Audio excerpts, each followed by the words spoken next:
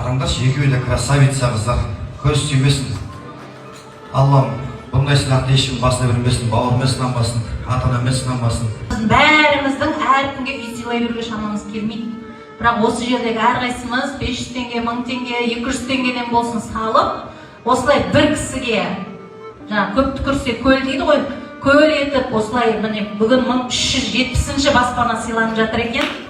Қарекет қайырымдылық қорының ұйымдастыруымен 1370-ші баспана Бегалиева Гүлнұр ханымның отбасына табысталады. Жай бермейді Құдай, шамаңа қарап сынай, тек білейік шыдай, сыну болмай.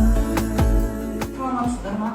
Осы қарекет қорына рахмет, Гүлмира Маханқызына рахмет көп. Осы атсалысатқан қазақ еліне рахмет, алғысым шексіз, көп рахмет айтам. Ондай баспаналы боламызды ойлап келген жоқпын мен. Алла берсе осы үйге енді қыз балдар осы бір кухнясына холодильник өзінің атынан көрімдігім болсын деп отырмын. Алла бұйырса. Баян сұлудың кілемі, одан кейін осындай әдемі көрпе 6 кісілік қыз жасауы Атырау деген дүкенге. Қарекет, халықтың